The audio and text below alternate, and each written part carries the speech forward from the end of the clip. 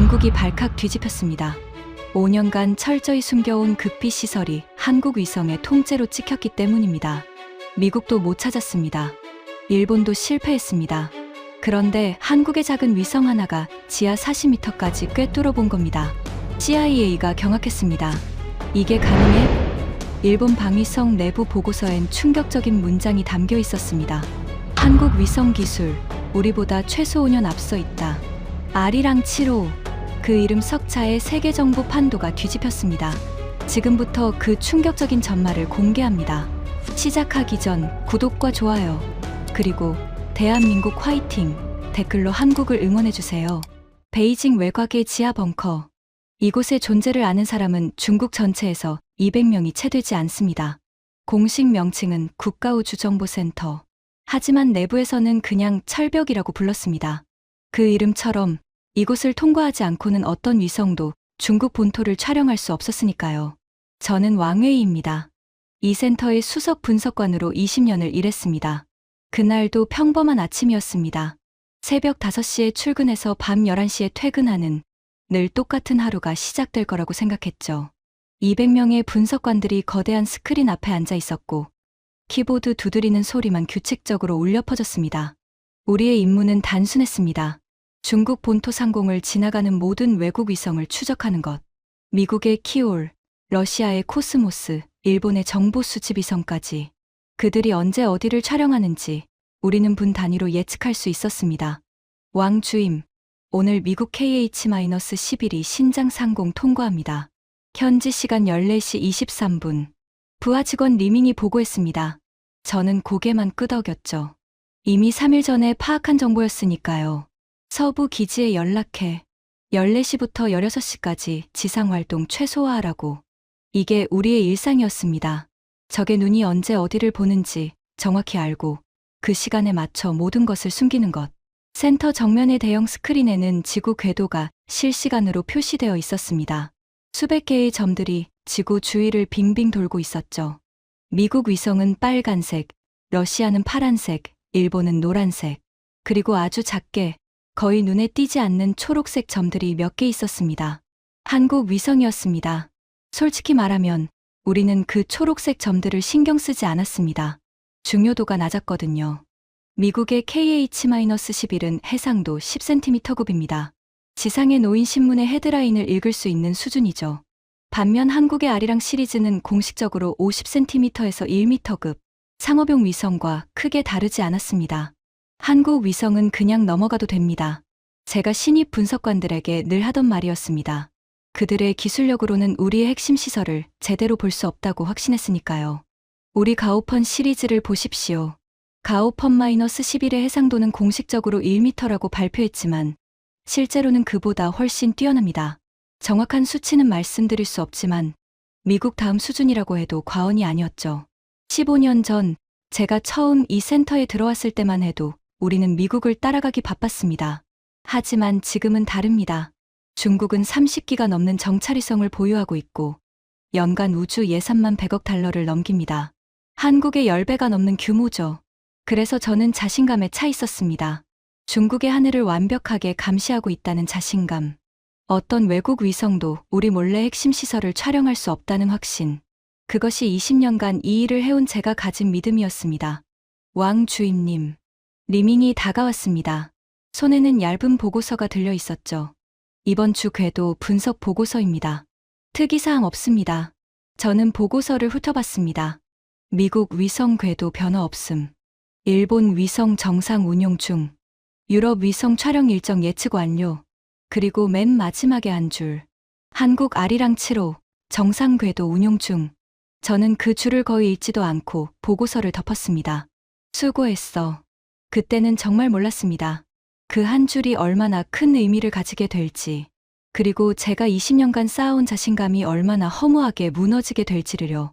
일주일에 한 번 우리 센터에서는 위협평가 회의가 열립니다.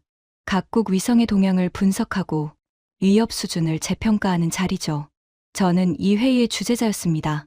20명의 분석관들이 긴 테이블에 둘러앉았고 정면 스크린에는 각국 위성의 사진과 스펙이 띄워져 있었습니다.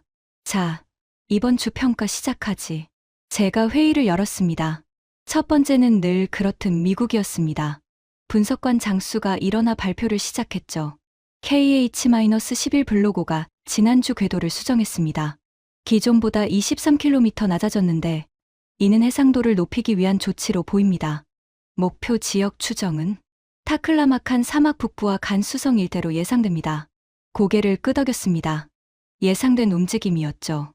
대응 조치는 해당 지역 시설에 48시간 주의보 발령했습니다. 지상 장비 이동과 여론 관리를 강화할 예정입니다. 좋아. 다음, 러시아, 일본, 유럽 순서로 발표가 이어졌습니다.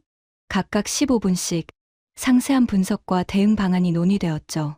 그리고 마지막, 한국 위성 현황 보고하겠습니다. 막내 분석관 샤오리가 일어났습니다. 그녀는 올해 센터에 배치된 신입이었죠.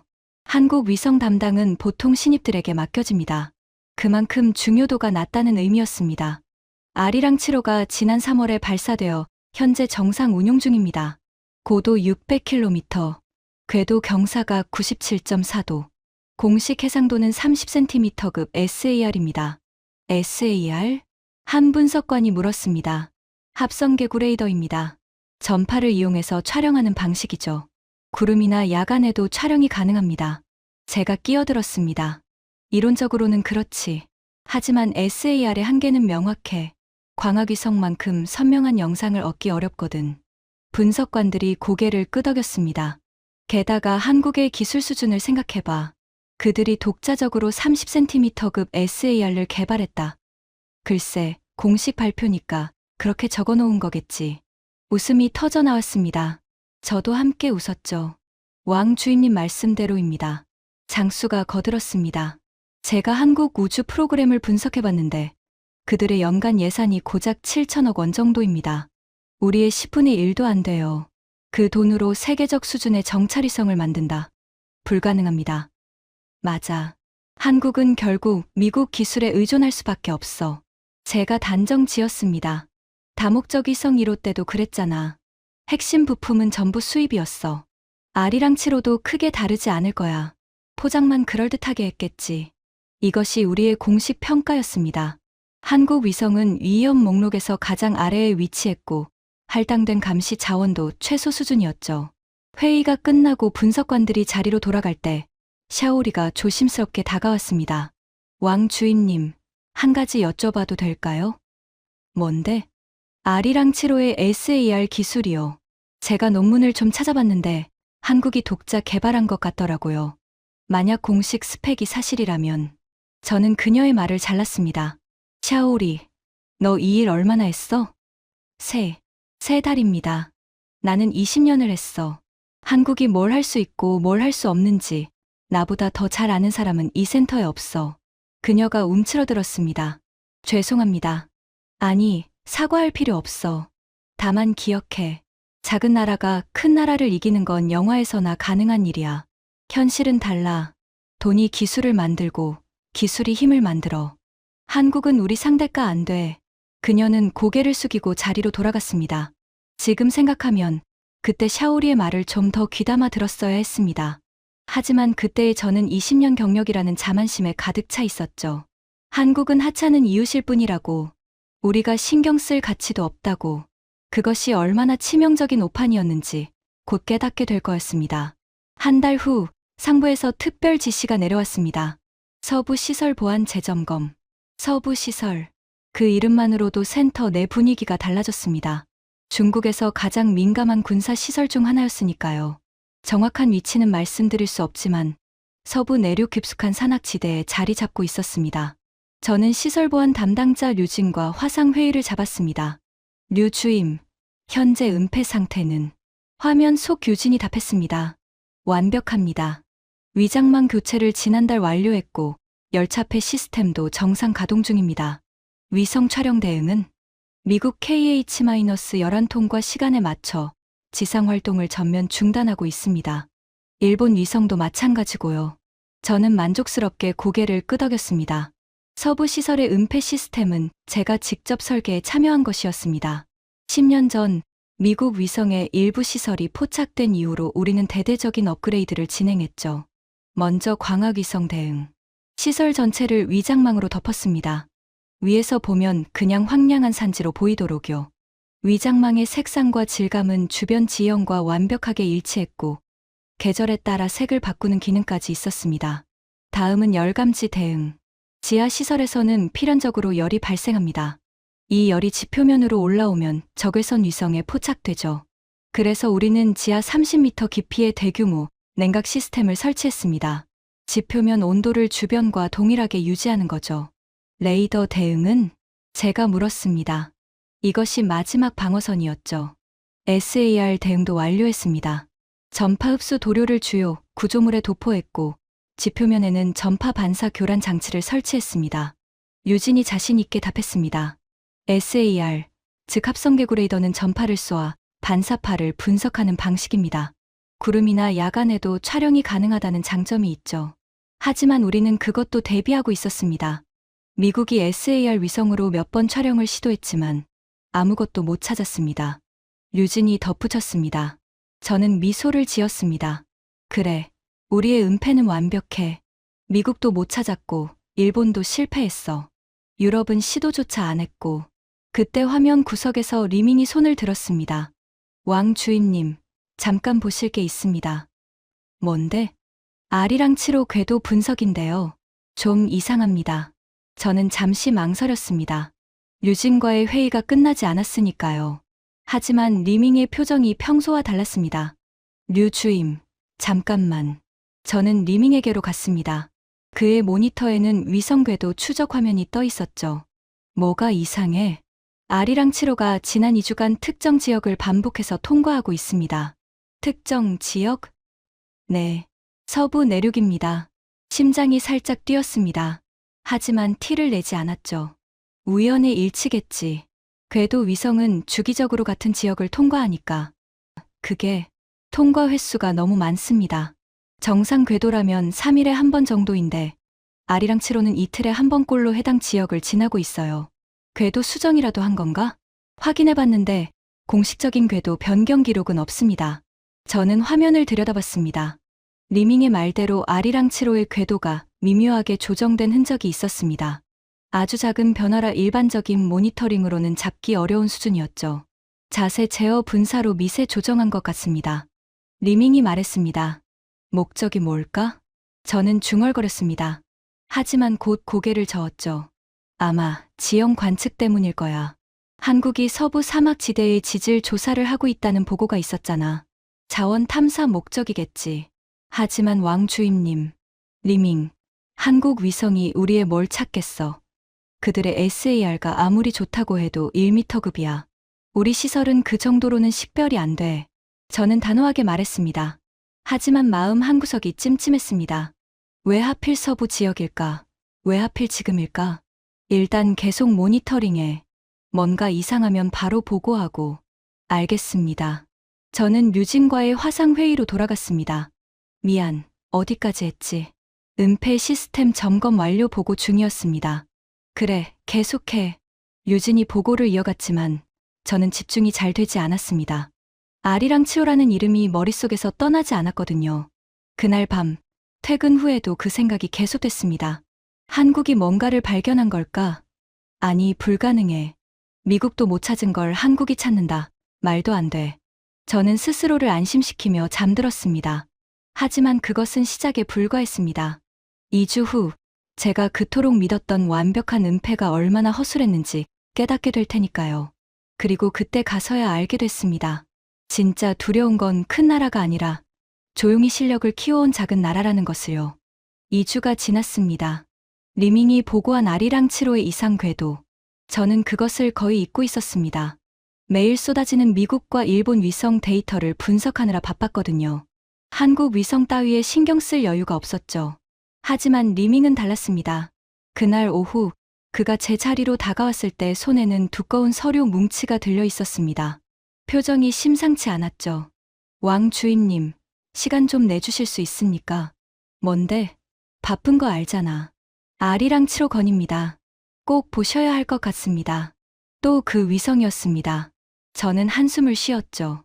리밍, 내가 뭐라고 했어? 한국 위성은 우선순위가 낮다고. 알고 있습니다. 하지만 이건 정말 이상합니다. 그의 목소리에 담긴 긴장감이 느껴졌습니다. 평소 차분한 리밍이 이렇게 나오는 건 드문 일이었죠. 알았어. 뭔데? 리밍이 서류를 펼쳤습니다. 궤도 분석 차트와 촬영 추정 영역이 표시된 지도였죠. 지난 한 달간 아리랑 7호의 궤도를 전부 분석했습니다. 한 달치를 다? 네. 그랬더니 패턴이 보였습니다. 그가 지도를 가리켰습니다. 서부 내륙 지역에 빨간 점들이 촘촘히 찍혀 있었죠.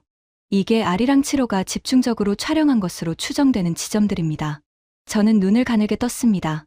빨간 점들이 특정 구역에 몰려 있었거든요. 우연의 일치 아닐까? 궤도 위성은 원래 같은 지역을 반복해서 지나가잖아. 그래서 비교 분석을 했습니다. 리밍이 다른 차트를 꺼냈습니다. 이건 같은 기간 미국 KH-11의 촬영 패턴입니다. 보시다시피 특정 지역 집중 없이 골고루 분포되어 있죠. 확실히 달랐습니다. 미국 위성은 중국 전역을 균등하게 촬영하고 있었지만 아리랑 7호는 마치 무언가를 찾는 듯 특정 구역만 반복해서 지나가고 있었습니다. 혹시 궤도 수정 기록은? 공식 기록은 없습니다. 하지만 자세 제어 분사 추정치를 계산해봤는데 최소 3번 이상 미세 조정이 있었습니다. 3번. 적은 숫자가 아니었습니다. 위성의 자세 제어 연료는 한정되어 있거든요. 불필요한 기동은 위성 수명을 단축시킵니다. 그런데도 3번이나 궤도를 조정했다. 목적이 뭘까? 저는 중얼거렸습니다. 모르겠습니다. 다만 리밍이 말을 멈췄습니다. 무언가 말하기 꺼려하는 표정이었죠. 다만 뭐? 집중 촬영 구역이요. 그곳과 겹치는 게 있습니다. 그가 조심스럽게 말했습니다. 저는 직감적으로 알았죠. 그가 무슨 말을 하려는지. 설마 서부 시설 반경 50km 이내입니다. 심장이 쿵 내려앉았습니다. 하지만 티를 내지 않았죠. 우연의 일치야. 그 지역이 넓잖아. 지형 조사나 자원 탐사 목적이겠지. 저도 그렇게 생각하고 싶습니다. 하지만 리밍이 마지막 서류를 꺼냈습니다. 아리랑 7호는 SAR 위성입니다. 지형 조사라면 광학 위성이 더 효율적이에요. SAR로 이렇게 집중 촬영하는 건. 그가 말을 잇지 못했습니다. 하지만 저는 그가 무슨 말을 하려는지 알았죠. SAR는 지하 구조물 탐지에 유리합니다. 전파가 지표면을 투과할 수 있으니까요. 만약 한국이 정말로 무언가를 찾고 있다면 SAR를 쓰는 이유가 설명됩니다. 일단 계속 모니터링해. 저는 최대한 담담하게 말했습니다. 그리고 이거는 우리 둘만 알고 있어. 확실한 증거가 나올 때까지 다른 사람에게 말하지 마. 알겠습니다. 리밍이 서류를 챙겨 돌아갔습니다. 저는 의자에 깊이 앉아 천장을 바라봤습니다. 머릿속이 복잡했죠. 한국이 뭔가를 찾고 있다. 설마 우리 시설을. 하지만 그건 불가능해. 미국도 못 찾은 걸 한국이 찾는다고? 스스로를 안심시키려 했지만 가슴 한구석에서 불안감이 꿈틀거렸습니다. 그날 밤 저는 잠을 이루지 못했습니다. 일주일 후 상황이 급변했습니다. 아침 출근길에 상부에서 긴급 호출이 왔습니다. 국가안전부 소속 천하오 부부장이 센터를 직접 방문한다는 거였죠. 부부장급이 직접 오는 건 매우 드문 일이었습니다. 무슨 일인지 모르겠지만 좋은 소식은 아닐 거라는 직감이 들었죠. 오전 10시 천하오 부부장이 도착했습니다. 50대 후반의 날카로운 인상. 그가 회의실에 들어서자 공기가 무거워졌습니다. 왕회의 주임. 네, 부부장님. 단둘이 얘기하지. 다른 직원들이 물러나고 회의실 문이 닫혔습니다. 앉아. 그의 말투는 짧고 건조했습니다. 저는 맞은편에 앉았죠. 최근 한국 동향에 대해 보고받았어. 한국이요? 아리랑 7호. 그 위성 말이야. 가슴이 철렁했습니다. 리밍과 저만 알고 있던 건인데 어떻게 상부에서 알게 된 걸까? 보고한 적이 없는데요. 우리가 알아서 수집한 정보야. 천 부부장이 서류 봉투를 꺼냈습니다. 워싱턴에서 온 첩보야. 3일 전에 입수했어. 저는 서류를 받아들었습니다. 손이 미세하게 떨렸죠. 내용을 읽는 순간 등줄기에 식은땀이 흘렀습니다. 한국 국가정보원이 미국 CIA와 비공식 접촉, 주재 중국 서부 지역 관련 정보 공유 가능성 타진. 이게 사실입니까? 우리 워싱턴 자산이 확인한 거야. 신뢰도 높아. 한국이 미국에 접촉했다. 중국 서부에 관한 정보를 들고 머릿속이 하얘졌습니다. 구체적으로 어떤 정보인지는 파악됐습니까? 아직. 하지만 CIA가 관심을 보였다는 건 확인됐어. 천 부부장이 저를 똑바로 쳐다봤습니다.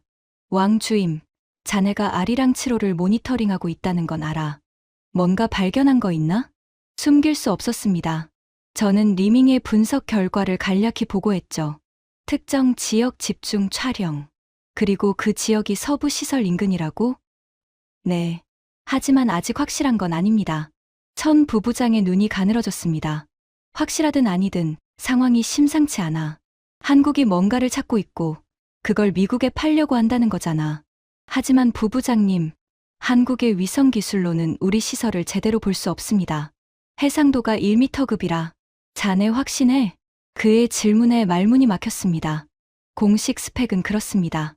공식 스펙이 진짜라는 보장이 있나? 저는 대답하지 못했습니다. 천 부부장이 일어났습니다. 48시간 줄게. 아리랑 7호의 실제 성능을 파악해. 그리고 그들이 정확히 뭘 촬영했는지 알아내. 알겠습니다. 그리고 이거는 급비야. 센터 내에서도 필요한 인원만 참여시켜. 그가 떠난 후 저는 한참 동안 움직이지 못했습니다. 한국이 미국에 접촉했다. 중국 서부에 관한 정보를 들고 그들이 정말로 뭔가를 발견한 걸까? 우리가 그토록 완벽하게 숨겼다고 믿었던 그것을? 불가능해. 불가능하다고. 하지만 가슴속 불안감은 점점 커져만 갔습니다. 저는 리밍을 불렀습니다. 긴급 분석팀을 꾸려. SAR 전문가, 궤도 분석가, 신호 처리 전문가 포함해서. 무슨 일입니까? 아리랑 7호의 진짜 성능을 알아내야 해. 48시간 안에. 리밍의 눈이 커졌습니다. 48시간이요? 그건 너무. 시간 없어. 지금 당장 시작해. 그날부터 센터 내 보안 구역에서 비밀 분석이 시작됐습니다. 저는 그때까지도 믿고 있었죠. 분석 결과가 나오면 모든 의혹이 해소될 거라고. 한국의 기술력은 우리가 생각한 대로 별것 아닐 거라고. 하지만 현실은 제 예상과 완전히 달랐습니다. 분석팀이 꾸려졌습니다. 리밍을 포함해 5명. 모두 각 분야 최고 전문가들이었죠. SAR 전문가 자오밍, 궤도 역학 전문가 후엔, 신호 처리 전문가 술리, 그리고 해외 기술 정보 분석가 저우핑. 우리는 보안 구역 내 소회의실에 모였습니다. 문을 잠그고 모든 전자기기를 차단했죠. 여기서 논의되는 내용은 절대 비밀이야.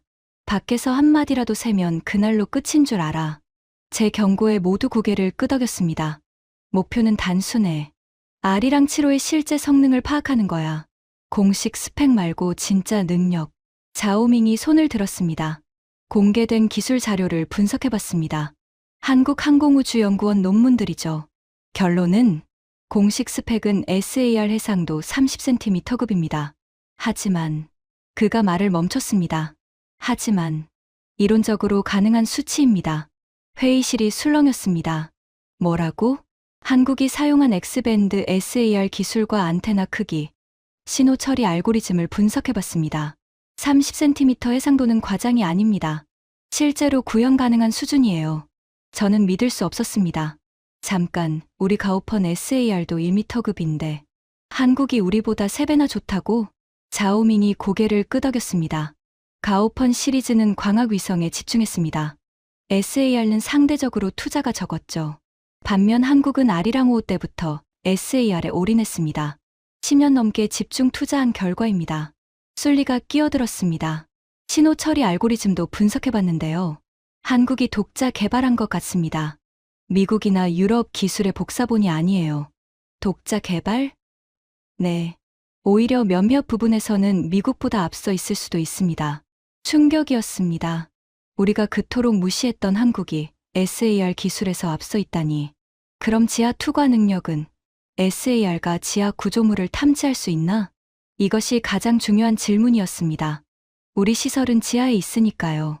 자오밍의 표정이 어두워졌습니다. 이론적으로는 가능합니다. 이론적으로? SAR의 전파는 특정 조건에서 지표면을 투과할 수 있습니다. 건조한 토양, 낮은 수분 함량, 적절한 주파수 대역. 이런 조건이 맞으면 지하 수십 미터까지 탐지가 가능해요. 서부 시설 주변 토양 조건은? 후엔이 대답했습니다. 확인해봤습니다. 사막지대라 토양이 매우 건조합니다. 수분 함량 5% 미만. SAR 투과의 최적의 조건이에요. 회의실에 침묵이 흘렀습니다. 그럼 아리랑 7호가 정말로 우리 시설을 봤을 수도 있다는 거야? 제 질문에 아무도 대답하지 못했습니다. 저우핑이 조심스럽게 입을 열었습니다. 한 가지 더 보고 드릴 게 있습니다. 뭔데? 한국 측 동향을 분석하다가 이상한 점을 발견했습니다. 한 달 전부터 한국항공우주연구원의 보안 등급이 올라갔어요. 보안 등급? 네. 일부 연구원들의 해외 출장이 전면 금지됐고 내부 통신도 암호화가 강화됐습니다. 뭔가 민감한 정보를 다루고 있다는 뜻이죠. 퍼즐 조각들이 맞춰지기 시작했습니다. 아리랑 7호의 집중 촬영, 미국과의 비공식 접촉, 그리고 보안 강화. 한국이 정말로 뭔가를 발견한 겁니다. 최악의 시나리오를 가정하자. 저는 무거운 목소리로 말했습니다. 아리랑 7호가 30cm 해상도로 서부 지역을 촬영했고 지하 구조물을 탐지했다. 그 정보를 미국에 넘기려 한다. 이 시나리오가 가능한가? 자오밍이 대답했습니다. 기술적으로는 가능합니다. 그 순간 제 20년 경력이 만들어준 자신감이 완전히 무너졌습니다.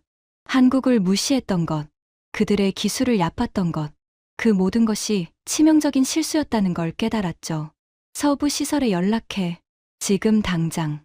저는 급히 자리에서 일어났습니다. 최악에 대비해야 해. 서부 시설 보안 담당자 류진과 긴급 연결이 됐습니다. 암호화된 회선을 통해서였죠. 화면 속 류진의 얼굴은 평온했습니다. 아직 상황을 모르고 있는 거였죠. 왕 주임님, 무슨 일입니까? 이 시간에 긴급 통화라니. 류 주임, 단도직입적으로 묻겠어. 최근 시설 주변에서 이상한 점 없었나? 류진이 고개를 갸웃거렸습니다. 이상한 점이요? 글쎄요, 특별히 없었는데. 확실해? 네. 모든 시스템 정상 가동 중입니다. 위장망 상태 양호, 냉각 시스템 정상, 전파 교란 장치도 문제없고요. 저는 속으로 한숨을 쉬었습니다. 다행이다, 라고 생각하려 했죠. 하지만 그때 류진이 덧붙였습니다. 아, 한 가지 있긴 합니다. 뭔데? 3주 전에 본부에서 특별 점검 지시가 내려왔잖아요. 그래서 지하갱도 전체를 점검했는데 환기구 쪽에서 미세한 열 누출이 발견됐습니다. 심장이 멎는 것 같았습니다. 열 누출? 아주 미미한 수준이에요. 지표면 기준으로 0.3도 정도 차이. 일반 위성으로는 절대 탐지 못할 수준입니다. SAR는? SAR요? 유진이 어리둥절한 표정을 지었습니다. SAR가 열을 탐지합니까? 아니, SAR가 직접 열을 보는 건 아니야.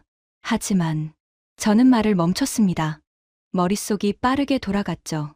SAR는 열이 아니라 구조물을 탐지합니다. 지하의 밀도 차이를 감지해서 인공 구조물을 식별하죠. 열 누출은 직접적인 관련이 없습니다. 하지만 열 누출이 있다는 건 시설이 활성화되어 있다는 뜻입니다. 그리고 활성화된 시설은 더 많은 전자기 신호를 방출하죠. 류 주임, 시설에서 통신 송출한 적 있나? 최근 한 달 동안. 통신이요? 정기 보고 말고는 없습니다만. 정기 보고 주기는?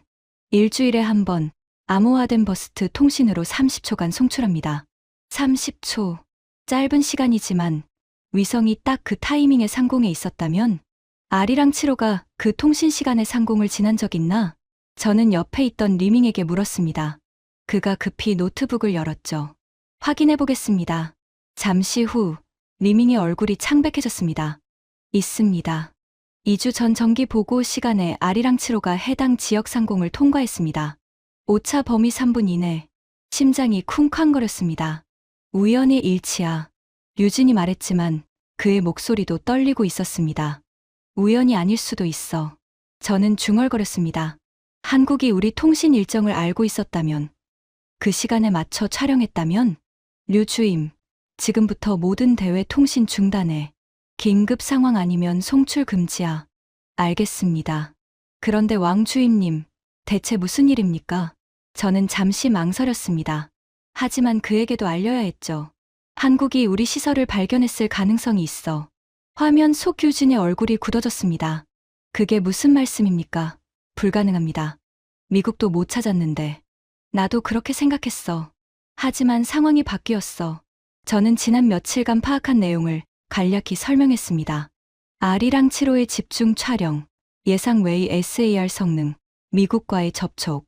설명이 끝나자 유진은 한참 동안 말이 없었습니다.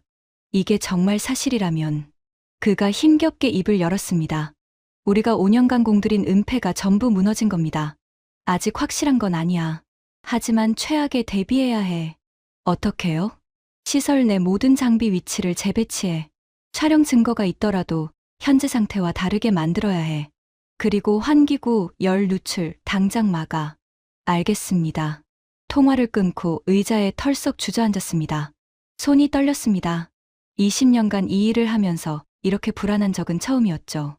한국이라는 작은 나라가 우리의 가장 민감한 비밀을 찾아냈을 수도 있다. 그리고 그것을 미국에 넘기려 한다.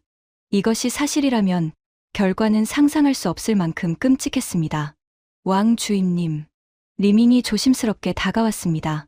한 가지 더 확인해 봤는데요. 뭔데? R이랑 7호의 데이터 전송 기록입니다. 촬영 후 데이터를 한국으로 전송하는 시간과 양을 분석해 봤어요. 결과는 리밍이 화면을 보여줬습니다. 서부 지역 통과 후의 데이터 전송량이 다른 지역보다 3배 많습니다. 그 말의 마지막 희망마저 사라졌습니다. 한국은 서부 지역에서 뭔가를 찾았고 그것을 열심히 분석하고 있는 겁니다. 우리는 뚫린 거였습니다. 다음 날 오전 긴급 보고가 소집됐습니다. 천하오 부부장이 다시 센터를 찾았고 이번에는 더 높은 사람들도 함께였습니다. 인민의 반군 전략지원부대 소속 장성 1명과 외교부 관계자까지. 회의실 분위기는 장례식장 같았죠. 보고에 천 부부장이 짧게 말했습니다. 저는 준비한 자료를 화면에 띄웠습니다. R이랑 7호 분석 결과입니다. 모두의 시선이 화면에 고정됐습니다. 첫째, R이랑 7호의 공식 스펙은 사실입니다. SAR 해상도 30cm급. 이것은 현재 운용 중인 SAR 위성 중 세계 최고 수준입니다. 장성의 눈썹이 꿈틀거렸습니다. 우리 가오펀보다 좋다는 건가? SAR에 한해서는 그렇습니다. 가오펀 시리즈는 광학 위성에 집중했고 SAR 기술은 상대적으로 투자가 적었습니다. 알려진 것과 다르잖아. 한국이 그 정도 기술을 가졌다는 보고를 받은 적 없어. 장성의 목소리에 분노가 섞여 있었습니다. 하지만 그 분노는 저를 향한 게 아니었죠. 정보 실패에 대한 분노였습니다. 저희도 과소평가했습니다. 저는 솔직하게 인정했습니다. 한국을 미국의 기술 종속국으로만 봤습니다. 하지만 그들은 20년 가까이 독자적으로 SAR 기술을 개발해왔고 이제 결실을 맺은 겁니다. 천 부부장이 물었습니다. 서부 시설 노출 가능성은? 이것이 가장 어려운 질문이었습니다. 높습니다. 회의실에 침묵이 흘렀습니다. R이랑 7호는 지난 한 달간 서부 시설 인근을 집중적으로 촬영했습니다. 데이터 전송량 분석 결과 해당 지역에서 대량의 영상 데이터를 수집한 것으로 보입니다. 구체적으로 뭘 봤다는 건가? 장성이 다그쳤습니다. 정확히는 알 수 없습니다. 하지만 SAR의 지하 투과 능력을 고려하면 시설, 외곽 구조물과 지하 갱도 일부가 탐지됐을 가능성이 있습니다. 가능성이 아니라 확실한 답을 원해. 장성의 목소리가 높아졌습니다. 저는 심호흡을 했죠. 확실한 건 이겁니다. 한국이 미국에 비공식 접촉했고 CIA가 관심을 보였습니다. 만약 한국이 아무것도 발견하지 못했다면 CIA가 반응할 이유가 없습니다. 그 말에 모두가 침묵했습니다. 외교부 관계자가 조심스럽게 입을 열었습니다. 외교 채널을 통해 한국에 압박하는 방안은요? 역효과가 날 수 있습니다. 천 부부장이 고개를 저었습니다. 우리가 뭔가를 숨기고 있다는 걸 인정하는 꼴이 되니까. 그럼 어떻게 해야 합니까? 아무도 대답하지 못했습니다. 그때 장성이 입을 열었습니다. 최악의 시나리오를 가정하자. 한국이 시설을 완전히 촬영했고 그 데이터를 미국에 넘겼다. 그러면 저는 대답했습니다. 미국이 독자 검증에 나설 겁니다. 자체 위성으로 같은 지역을 정밀 촬영하겠죠. 우리 은폐 시스템이 미국도 막을 수 있나? 광학 위성은 막을 수 있습니다. 하지만 저는 말을 멈췄습니다. 하지만 미국이 SAR 위성을 투입하면 막기 어렵습니다. 그리고 한국이 정확한 좌표를 알려줬다면 미국은 어디를 봐야 하는지 알게 됩니다. 회의실이 얼어붙었습니다. 장성이 탁자를 쳤습니다. 그러니까 지금 상황이 한국이라는 조그만 나라가 우리의 가장 중요한 비밀을 알아냈고 그걸 미국에 팔아넘기고 있다는 거야? 가능성이 높습니다. 어떻게 이런 일이 가능한 거지? 미국도 일본도 못 찾은 걸. 장성의 분노가 폭발했습니다. 하지만 저는 담담하게 대답했죠. 그들을 과소평가했기 때문입니다. 우리는 한국을 작은 나라, 기술 종속국으로만 봤습니다. 그래서 그들이 조용히 기술을 축적하는 걸 놓쳤습니다.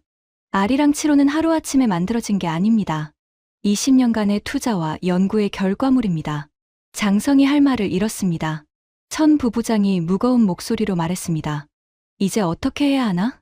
저는 잠시 생각했습니다. 그리고 대답했죠. 두 가지입니다.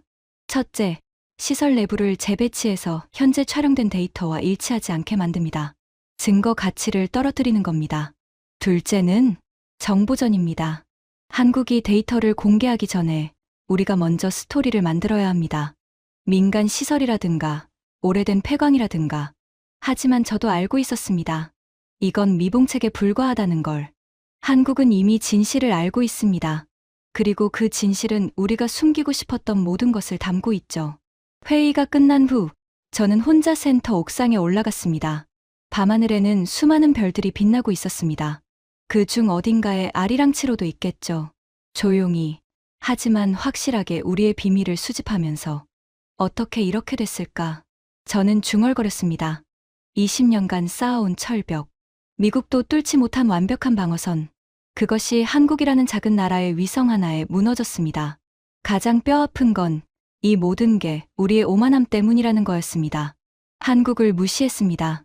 그들의 노력을 얕봤습니다. 작은 나라는 큰 나라를 이길 수 없다고 단정 지었죠. 하지만 현실은 달랐습니다. 기술은 국가의 크기를 묻지 않습니다. 집중과 투자, 그리고 끈기가 있다면 작은 나라도 큰 나라를 앞설 수 있습니다. 한국이 바로 그것을 증명한 겁니다. 그날 밤, 저는 처음으로 한국이라는 나라를 다시 보게 됐습니다. 더 이상 하찮은 이웃이 아니었습니다. 두려운 상대였죠. 일주일 후, 우리의 우려는 현실이 됐습니다. 미국이 움직이기 시작한 겁니다. 첫 번째 신호는 미국 정찰위성의 궤도 변경이었습니다. KH-11 두 대가 동시에 서부 지역 상공으로 이동했죠. 평소와 완전히 다른 패턴이었습니다. 왕 주임님, 미국 위성 동향 이상합니다. 리밍이 급히 보고했습니다. KH-11 두 대가 우리 서부를 집중 촬영하고 있습니다. 지난 48시간 동안 12회 통과. 예상했던 일이었습니다. 한국이 좌표를 넘긴 거죠. 하지만 진짜 충격은 그 다음이었습니다. 워싱턴 주재 자산에게서 긴급 보고가 왔습니다. CIA 내부 동향이었죠. CIA 아시아 담당 부국장 마이클 브래들리가 한국 정보를 검토 후 긴급 브리핑 소집. 참석자 국가안보보좌관, 국방부 차관, 합참 정보국장, 국가안보보좌관까지 참석했다는 건 백악관이 직접 관여하기 시작했다는 뜻입니다. 천하오 부부장이 저를 불렀습니다. 미국 반응 어떤가? 최악입니다. 백악관까지 보고가 올라간 것 같습니다. 천 부부장의 얼굴이 굳어졌습니다. 더 나쁜 소식이 있어. 더요? 일본도 움직이기 시작했어. 저는 가슴이 철렁했습니다. 일본까지? 도쿄 자산 보고야. 일본 방위성에서 한국 데이터를 검토하고 있대.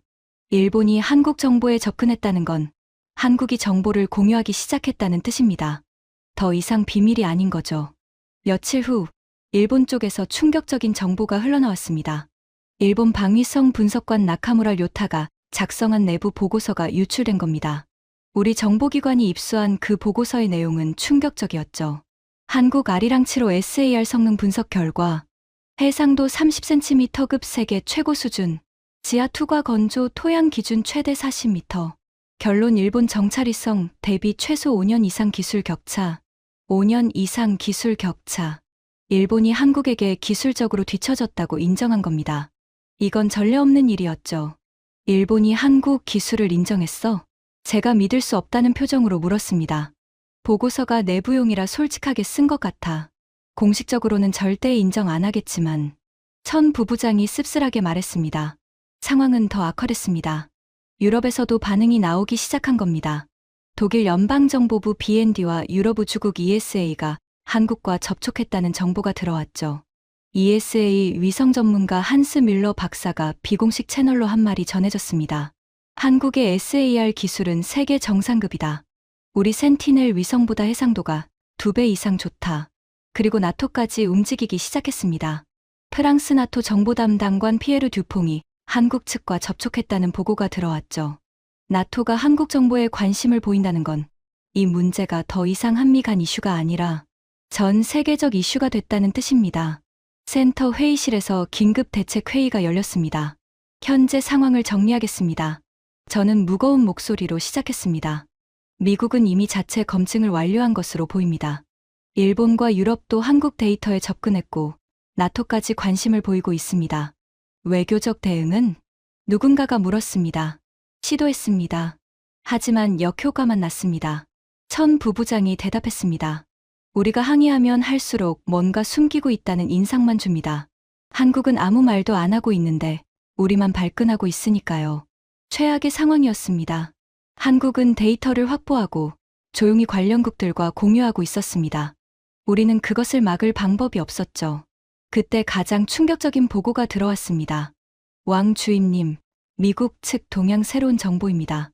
리밍이 급히 뛰어왔습니다. CIA 부국장 마이클 브래들리가 기자 브리핑에서 언급했습니다. 뭐라고 했는데? 한국의 우주 기술이 미국의 정보 역량에 중요한 기여를 할 수 있다고요. 그리고 리밍이 말을 멈췄습니다. 그리고 동맹국 중 한국의 정찰위성 기술이 가장 뛰어나다고 평가했습니다. 회의실이 얼어붙었습니다. 미국이 공식적으로 한국의 기술력을 인정한 겁니다. 그것도 동맹국 중 최고라고. 이건 단순한 기술 평가가 아니었습니다. 정보 동맹의 판도가 바뀌고 있다는 신호였죠. 이제 어떻게 됩니까? 젊은 분석관 하나가 물었습니다. 아무도 대답하지 못했습니다. 저는 창밖을 바라봤습니다. 어둠 속에서 베이징의 불빛이 반짝이고 있었죠. 한국이라는 작은 나라가 세계 정보 판도를 흔들고 있습니다. 우리가 그토록 무시했던 그 나라가 인정해야 합니다. 제가 조용히 말했습니다. 뭐요? 우리가 졌다는 걸. 적어도 이번 라운드에서는 아무도 반박하지 않았습니다. 그게 현실이었으니까요. 한 달이 지났습니다. 상황은 예상대로 흘러갔습니다. 아니, 예상보다 더 빠르게. 미국 국무부가 한국과 우주정보협력 강화 양해각서를 체결했습니다. 사실상 한국을 정보, 동맹의 핵심 파트너로 인정한 거죠. 일본도 움직였습니다. 한일 정보 공유협정을 확대하겠다고 발표했습니다. 과거의 앙금을 넘어 기술적 필요가 외교를 움직인 겁니다. 유럽도 마찬가지였습니다. ESA가 한국항공우주연구원과 기술협력 논의를 시작했다는 소식이 들려왔죠. 한국은 더 이상 정보의 소비자가 아니었습니다. 생산자가 된 겁니다. 저는 그 뉴스들을 보면서 많은 생각을 했습니다. 어디서부터 잘못됐을까? 왜 우리는 한국을 과소평가했을까? 어떻게 그들이 조용히 이렇게 성장할 수 있었을까? 답은 단순했습니다. 우리가 보고 싶은 것만 봤기 때문입니다. 한국의 작은 경제 규모만 봤습니다. 미국에 대한 의존만 봤습니다. 분단국가라는 한계만 봤습니다. 하지만 그들이 20년간 꾸준히 투자하고 실패를 딛고 일어서고 기술을 축적하는 건 보지 못했습니다. 아니, 보려고 하지 않았습니다. 그것이 우리의 실패였습니다. 어느 날 저녁, 저는 샤오리를 불렀습니다. 한 달 전 한국 위성에 대해 의문을 제기했던 그 막내 분석관이었죠. 샤오리, 앉아. 네, 왕 주임님. 그녀는 여전히 긴장한 표정이었습니다. 한 달 전 제가 면박을 줬으니까요. 그때 내가 한 말 기억나? 네. 작은 나라가 큰 나라를 이기는 건 영화에서나 가능하다고 했지. 기억합니다. 저는 한숨을 쉬었습니다. 틀렸어. 내가 틀렸어. 샤오리가 놀란 표정을 지었습니다. 한국이 증명했잖아. 작은 나라도 이길 수 있다는 걸. 집중하면, 꾸준히 노력하면 가능하다는 걸. 그녀는 아무 말도 하지 못했습니다. 그때 내 의문이 맞았어. 아리랑 7호의 SAR 기술이 진짜라고. 내가 무시했지만, 주임님, 앞으로는 달라져야 해. 우리가 어떤 나라도 무시하면 안 돼. 특히 조용히 실력을 키우는 나라는 더더욱. 샤오리가 고개를 끄덕였습니다. 그녀가 나간 후 저는 오래도록 창밖을 바라봤습니다. 밤하늘 어딘가에 아리랑 7호가 돌고 있겠죠. 조용히, 하지만 쉬지 않고 그 위성은 단순한 기계가 아니었습니다. 한국이라는 나라의 의지가 담긴 결과물이었죠. 우리가 무시하는 동안 그들은 만들고 있었습니다. 우리가 비웃는 동안 그들은 발전하고 있었습니다. 우리가 자만하는 동안 그들은 추월하고 있었습니다. 그리고 결국 세계가 움직였습니다. 저는 책상 서랍에서 오래된 사진 한 장을 꺼냈습니다. 20년 전 이 센터에 처음 들어왔을 때 찍은 사진이었죠. 젊고 야심찬 분석관의 모습. 그때의 저는 중국이 세계 최고가 될 거라고 믿었습니다. 어떤 나라도 우리를 이길 수 없을 거라고. 하지만 현실은 달랐습니다. 기술은 국가의 크기를 묻지 않습니다. 자원의 양을 묻지 않습니다. 역사의 길이를 묻지 않습니다. 오직 의지와 집중, 그리고 끈기만을 묻습니다. 한국은 그것을 가지고 있었습니다. 우리는 그것을 잊고 있었고요. 다음 날, 저는 센터 전체 회의에서 발표했습니다. 오늘부터 한국 위성 감시 등급을 최우선으로 상향합니다. 분석관들이 술렁였습니다. 미국, 러시아와 동급입니다. 담당 인력도 3배로 늘리겠습니다. 왕 주임님, 한국이 그 정도로 위협적입니까? 누군가가 물었습니다. 위협이 아니야. 저는 단호하게 말했습니다. 존중이야. 그들의 기술력에 대한 존중. 우리가 그것을 잊었기 때문에 이번 일이 벌어진 거야. 회의실이 조용해졌습니다. 한 가지 더. 앞으로 어떤 나라도 과소평가하지 마. 특히 조용한 나라일수록 더 조심해야 해. 조용히 실력을 키우는 나라가 가장 무서운 거야. 그게 제가 이번 일에서 얻은 교훈이었습니다. 한국은 더 이상 하찮은 이웃이 아닙니다. 새로운 기준을 세운 나라입니다. 정보의 소비자에서 생산자로, 기술의 추격자에서 선도자로, 작은 나라에서 무시할 수 없는 나라로. 아리랑치로는 그 변화의 상징이었습니다. 30cm 해상도, 지하 40m 투과. 그 숫자들은 단순한 스펙이 아니었습니다. 한 나라의 의지가 만들어낸 결과물이었죠. 저는 그날 밤 집으로 돌아가는 길에 하늘을 올려다봤습니다. 별들 사이 어딘가에 아리랑치로가 있겠죠. 조용히 궤도를 돌면서 이 순간에도 어딘가를 촬영하고 있겠죠. 작은 나라의 작은 위성. 하지만 그것이 세계를 바꿨습니다. 그리고 저는 그때서야 깨달았습니다. 진짜 강한 건 큰 나라가 아니라는 걸. 진짜 무서운 건 소리 지르는 나라가 아니라는 걸. 조용히 자기 일을 하는 나라. 묵묵히 기술을 쌓는 나라. 포기하지 않고 끝까지 가는 나라. 그런 나라가 결국 이긴다는 걸. 한국이 바로 그런 나라였습니다. 그리고 우리는 적어도 이번에는 그것을 인정해야 했습니다. 지금까지 제 이야기를 들어주셔서 감사합니다. 여러분도 각자의 자리에서 조용히 실력을 키우고 계신가요? 작은 시작이라도 꾸준히 하면 언젠가는 세상을 놀라게 할 수 있습니다. 한국이 그랬듯이요.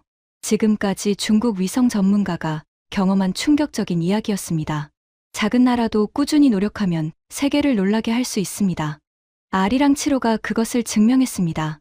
이 이야기가 도움이 되셨다면 주변에 널리 공유해 주세요. 작은 관심이 큰 자부심을 만듭니다. 구독과 좋아요도 부탁드립니다.